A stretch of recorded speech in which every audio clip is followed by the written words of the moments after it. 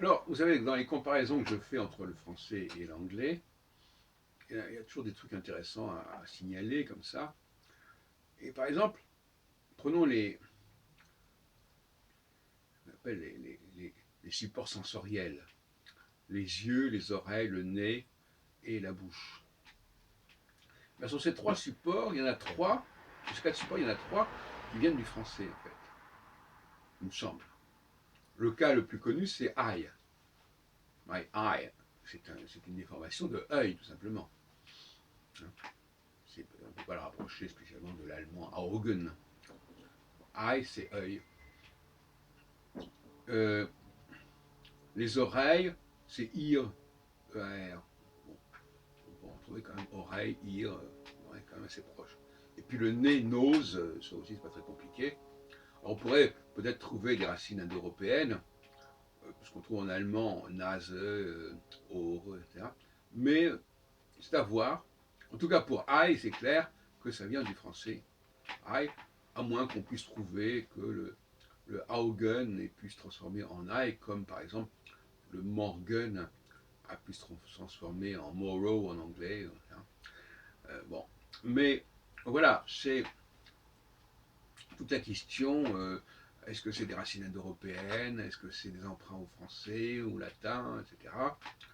Comment faire les différences entre ces différentes possibilités? Bon, ça c'est une question qui se pose en effet. Euh, L'anglais, au niveau des emprunts au français, c'est un puissant fond. C'est la pêche miraculeuse, on trouve toujours quelque chose. Même parfois de façon inattendue. Par exemple, l'autre jour, j'ai vu le film de Woody Allen, Match Point, qui tourne en partie sur le tennis. Eh bien, comme on dit en anglais la raquette, on dit racket, raquette. Et donc ça montre que, alors d'ailleurs le mot tennis lui-même vient du français. Tennis, ça veut dire tenir. C'est pas du tout à l'origine, c'est pas du tout un sport anglais. Ça vient du jeu de peau. Enfin, en tout cas, ça, visiblement, raquette, tennis, c'est des mots qui viennent du français. Ça, c'est clair et net. Il y a pas photo. Euh, voilà, donc l'anglais, c'est une langue qui propage le français finalement, hein, qui le propage. Il n'y a pas d'opposition entre l'anglais et le français. Quand je parle en anglais, je parle une forme de français un petit peu bizarre, mais c'est du français.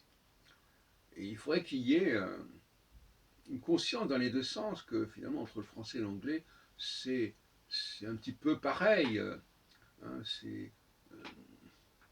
donc les gens qui disent ah mais les gens maintenant le français c'est terminé, maintenant c'est l'anglais, c'est une plaisanterie. L'anglais au contraire perpétue, développe, prolonge le français. Il faut que ce soit dit clairement.